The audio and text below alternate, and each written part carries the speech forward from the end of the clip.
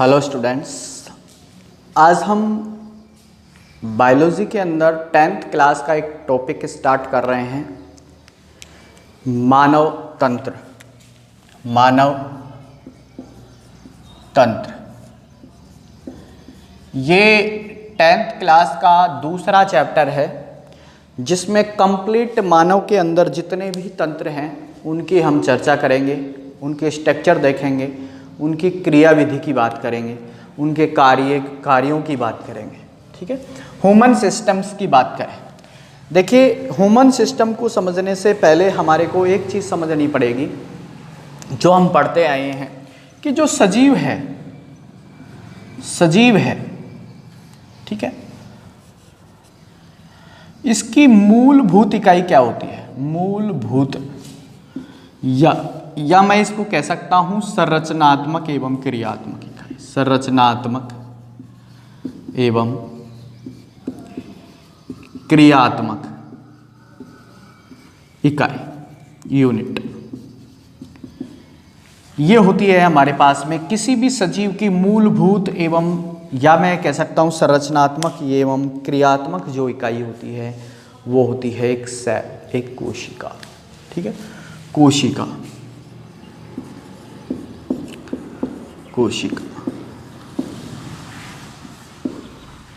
ठीक है, यहां हम उच्च या हायर कैटेगरी के प्राणियों की बात कर रहे हैं, जंतु की बात कर रहे हैं, मानव की। ठीक है, मानव एक बहुकोशिकीय जीव है, ध्यान रहे, बहुकोशिकीय जीव है।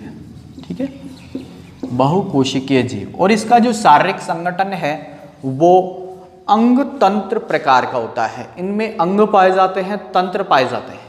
ठीक है, तो देखिएगा तंत्र कैसे बने होते हैं, किसके बने होते हैं। देखिए, कोशिकाओं का एक विशिष्ट समूह जो किसी एक काम को संपूर्ण करता है उसको बोलते हैं उत्तक। ठीक है, उसको क्या बोलेंगे? उत्तक बोलेंगे, टिश्यू बोलेंगे। ठीक है, और ऐसे उत्तकों का एक समूह जो एक विशिष्ट कार्य को संपन्न करे वो कहलाता है अंग। यानी कोशिकाओं के मिलने से उत्तक बनते हैं, उत्तकों के मिलने से क्या बनते हैं? अंग। और अंगों का एक ऐसा संगठन या समूह कह सकता हूं जो एक विशेष कार्य को संपन्न करे, उसी को बोलते हैं तंत्र। ठीक है, और बहुत सारे जो तंत्र हैं वो मिलकर बनाते हैं हमारे पास में शरीर का निर्माण करते हैं, एक बॉडी बनती है हमारी। ठीक है, तो मानव के अंदर भी बहुत सारे ऐसे तंत्र हैं जो उपस्थित होते हैं, और ये तंत्र विभिन्न प्रकार के कार्यों को क्या करते हैं? संपन्न करते हैं। तो यहाँ पर हम बात करेंगे मानव तंत्रों के अंदर सबसे पहला जो हम तंत्र उठाएंगे वो उठाएंगे डाइजेस्टिव सिस्टम। ठीक है, मानव पाचन तंत्र। ठीक है, तो बात करते हैं सबसे पहले मानव पाचन तंत्र की। देखिएगा,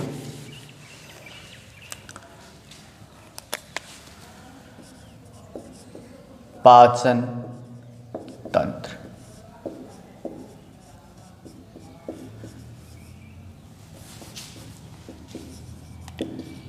डाइजेस्टिव सिस्टम।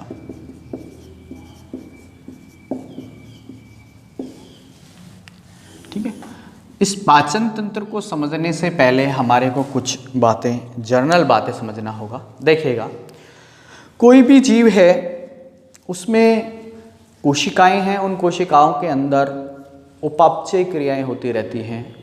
ठीक है, उन उपापचय क्रियाओं में एनर्जी की जरूरत पड़ती है, ऊर्जा की आवश्यकता पड़ती है, और उस ऊर्जा की पूर्ति है मोस्टली पोषण करता है भोजन। ठीक है, यानी भोजन के द्वारा उस ऊर्जा की क्या होती है? पूर्ति होती है। देखिए, भोजन के अंदर बहुत सारे अवयव होते हैं जिसमें बहुत सारे जटिल कार्बनिक पदार्थ के रूप में पाए जाते हैं। ठीक है, तो भोजन के अंदर अवयवों की बात करें हम, तो भोजन में होता है जैसे हमारे पास में कार्बोहाइड्रेट, ठीक है, वसा, प्रोटीन, ठीक है, विटामिन्स, लिख देता हूँ। ठीक है, विटामिन्स, या विटामिन, ठीक है। जल एवं खनिज लवण, जल एवं खनिज लवण, ठीक है। तो ये हमारे पास में भोजन के मुख्य अवयव होते हैं, ठीक है। देखिए, जो पोषण या भोजन हम लोग करते हैं वो डायरेक्ट जाके ऊर्जा प्रदान नहीं करता है, ठीक है। इनमें से ये जो भोजन के अवयव हैं, कार्बोहाइड्रेट, वसा, प्रोटीन्स, ये जटिल कार्बनिक पदार्थ होते हैं और शरीर में अवशोषण योग्य नहीं होते हैं, अवशोषण योग्य नहीं होते हैं। मैं ये कह सकता हूं कि इन कार्बोहाइड्रेट, वसा और प्रोटीन्स का डायरेक्ट अवशोषण नहीं किया जा सकता है। इसके अलावा जैसे न्यूक्लिक अम्ल है, वो भी है न्यूक्लिक अम्ल, ठीक है, न्यूक्लिक अम्ल, ठीक है। इनका सीधे शरीर में कोशिकाओं के द्वारा अवशोषण नहीं होता है, ध्यान रखना। बाकी जो विटामिन्स हैं, जल, खनिज लवण हैं, इनका डायरेक्ट क्या हो जाता है, कोशिकाओं के द्वारा अवशोषण हो जाता है। इनका क्या हो जाता है, अवशोषण हो जाता है, इनका अवशोषण नहीं होता है, ठीक है। तो ध्यान रहे, जिन भोजन के जिन जो अवयवों का डायरेक्ट सीधे रूप में हमारी कोशिकाओं के द्वारा अवशोषण नहीं होता, शरीर के अंदर अवशोषण नहीं होता है, उनको सबसे पहले सरल अणुओं में तोड़ना पड़ता है, ठीक है। यानी कि ये जटिल कार्बनिक पदार्थ हैं, इनको सबसे पहले सरल अणुओं में तोड़ना पड़ता है, सरल अणुओं में, ठीक है। और इन जटिल कार्बनिक पदार्थों को सरल अणुओं में तोड़ने के लिए शरीर में एंजाइम्स का उपयोग होता है, एंजाइम और विभिन्न क्रियाएं होंगी, ठीक है। एंजाइमों की सहायता से इन भोजन के जटिल कार्बनिक पदार्थों को सरल अणुओं में तोड़कर और इनको क्या किया जाता है, अवशोषण योग्य बनाया जाता है, अवशोषण योग्य बनाया जाता है।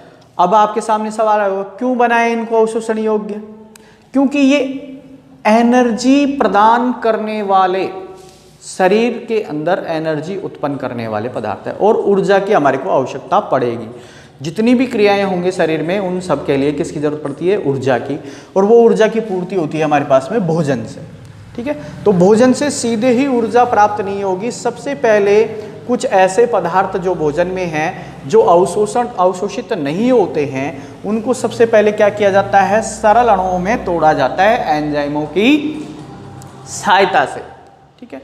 और ये काम, भोजन के इन जटिल पदार्थों को सरल अणुओं में तोड़ने का काम, एंजाइमों की सहायता से तोड़ने का काम और इनको अवशोषण योग्य बनाने का काम हमारे शरीर के अंदर उपस्थित पाचन तंत्र करता है।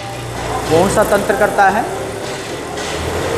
पाचन तंत्र करता है, ठीक है। यानी मैं ये कह सकता हूँ कि वो तंत्र, शरीर का वो तंत्र जो भोजन के जटिल कार्बनिक पदार्थ को अवशोषण योग्य बनाने के लिए सरल अणुओं में तोड़ता है, एंजाइमों की सहायता से सरल अणुओं में तोड़ने का काम करता है, उसको बोलते हैं पाचन तंत्र, ठीक है।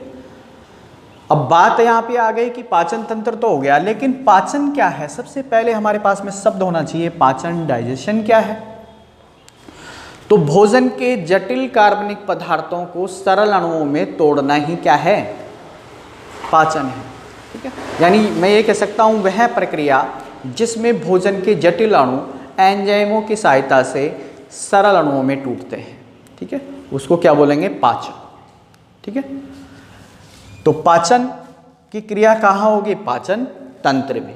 अब हमारे पास में आ गया कि पाचन तंत्र किस प्रकार का मानव का होता है, ठीक है, और कौन कौन से भागों से मिलकर बना होता है और उसके क्या क्या कार्य होते, देखेगा।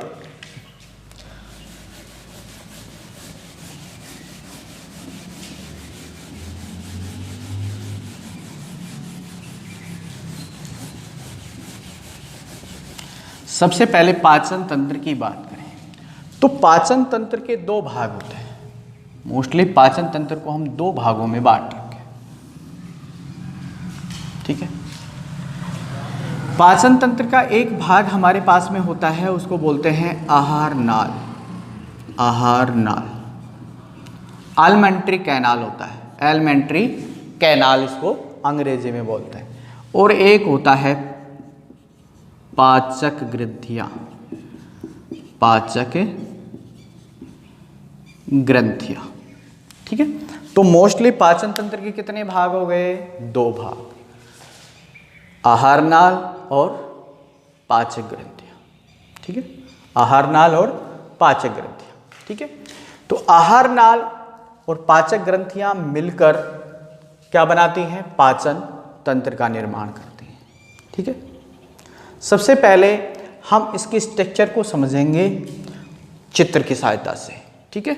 जो एलिमेंट्री कैनाल है और जो हमारे पास में डाइजेस्टिव जो ग्लैंड्स हैं वो उनकी क्या क्या पोजीशन होती है, हमारे शरीर के अंदर कहाँ कहाँ पाई जाती हैं, कौन कौन सी स्थिति में पाचन तंत्र में ये जुड़े होते हैं, ठीक है। तो सबसे पहले हम डायग्राम की बात करेंगे, ठीक है।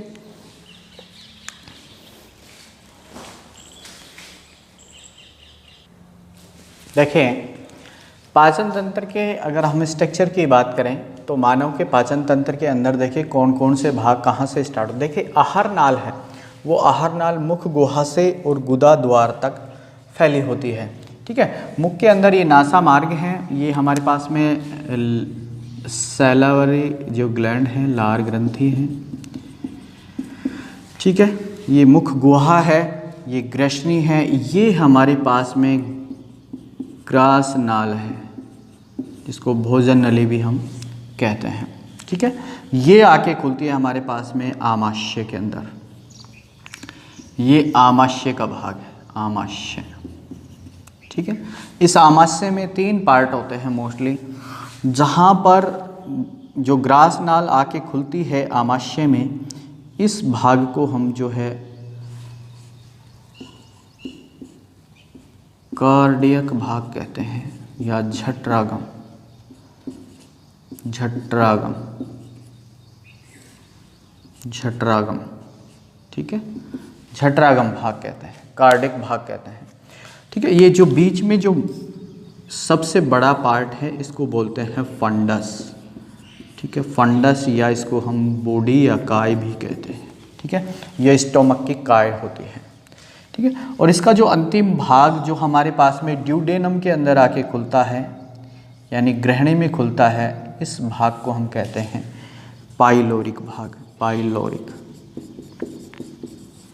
ठीक है। या इसको हम कह सकते हैं झठर निर्गमी, झठर निर्गमी, झठरा निर्गम भाग कहते हैं, ठीक है।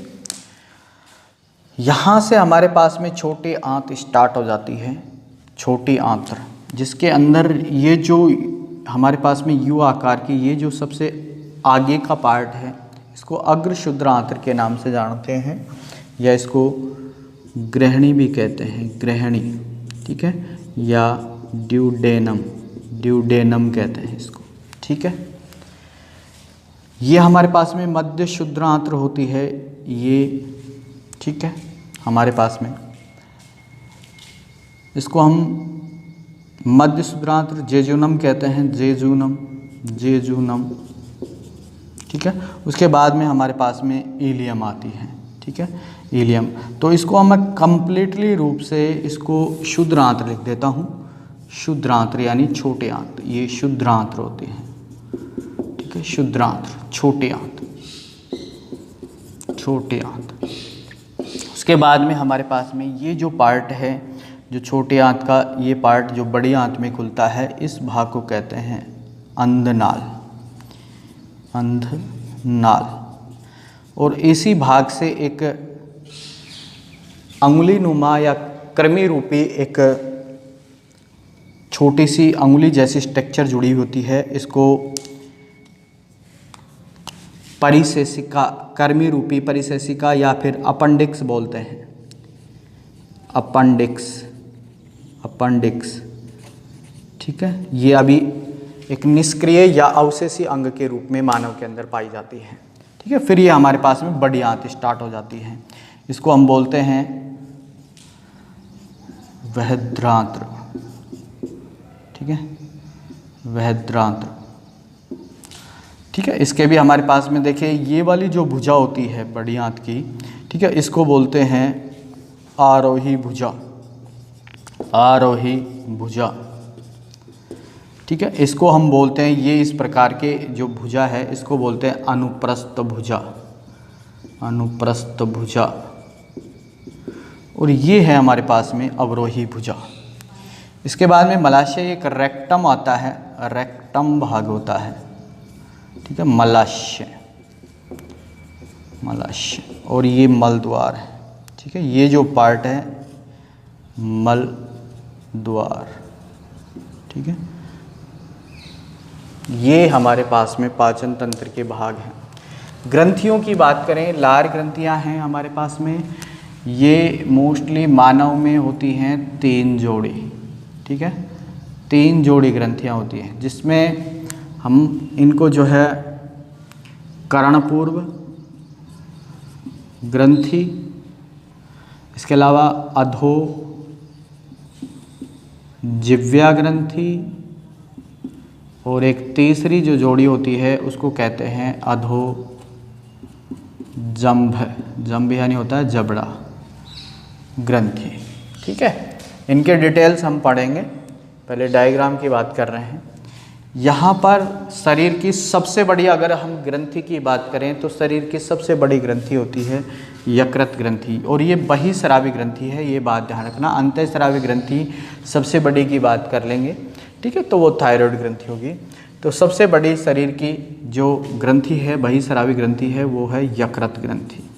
ठीक है, ये यकृत ग्रंथि है। इसके अंदर ही यहाँ पर जो दाईं लोब होती है, इसमें 2 लोब होते हैं, 2 पिंड होते हैं, बाईं और दाईं। इसी के अंदर एक थैलीनुमा स्ट्रक्चर चिपकी होती है, इसको हम कहते हैं गॉल ब्लैडर, या मैं ये कह सकता हूँ इसको पित्ताशय के नाम से जानते हैं, पित्ताशय। ठीक है, इसको हम क्या कहते हैं, पित्ताशय। ठीक है, इसमें पित्तरस आकर इकट्ठे होते हैं। पित्तरस बनते कहाँ हैं, लीवर में बनते हैं। ठीक है, इनकी हम आगे चर्चा करेंगे। जो गृहिणी या ड्यूडेनम वाला भाग होता है, इसी के बीच में एक अनियमित आकार की ग्रंथि और पाई जाती है। इस ग्रंथि को कहते हैं अग्नाशय ग्रंथि, अग्नाशय ग्रंथि या पैंक्रियाज। ठीक है, ये हमारे पास में अग्नाशय ग्रंथि होती है। तो देखिए हमारे पास में 2 भाग बताए हमने, पाचन तंत्र के 2 भाग हैं। ठीक है, एक आहार नाल, अगर मनुष्य की बात करें, मानव में इसकी लंबाई होती है 8 से 9 मीटर। ठीक है, कितनी होती है, 8 से 9 मीटर होती है, जो मुख गुहा से गुदा द्वार तक फैली होती है आहार नाल की लंबाई।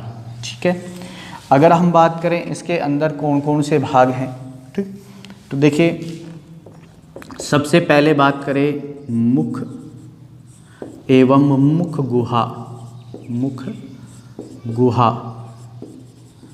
ठीक है, नंबर 2 हम बात करें ग्रैसनी, ग्रैसनी। ठीक है, नंबर 3 हम बात करें ग्रासनाल, ग्रासनाल। ठीक है, आमाशय, आमाशय। नंबर 5 बात हम करें छोटी आंत, छोटी आंत, और बड़ी आंत, बड़ी आंत। स्मॉल इंटेस्टाइन और लार्ज इंटेस्टाइन। ठीक है, 2 इसमें हमारे पास में आंत्र पाई जाती हैं। इसके अलावा मलाशय, मलाशय। ठीक है, और मल द्वार, मल द्वार। ठीक है, तो ये हमारे पास में जो है आहार नाल के भाग हैं। अगर ग्रंथियों की बात करें इधर, तो पाचक ग्रंथियों में 3 प्रकार की ग्रंथियां हमारे पास में उपस्थित हैं। नंबर 1 लार ग्रंथि, ठीक है। नंबर 2 यकृत ग्रंथि, लीवर। और नंबर 3 अग्नाशय या पैंक्रियाज, अग्नाशय ग्रंथि, ठीक है।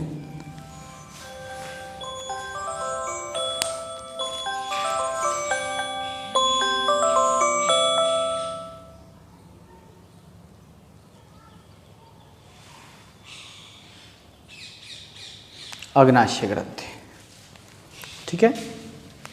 तो इस प्रकार से हमारे पास में 3 ग्रंथियां हैं ये। अब नेक्स्ट वीडियो के अंदर हम इनके एक एक भाग को विस्तार से समझेंगे, जानेंगे, इनकी संरचना को देखेंगे और इनके कार्यों का वर्णन करेंगे, ठीक है। धन्यवाद।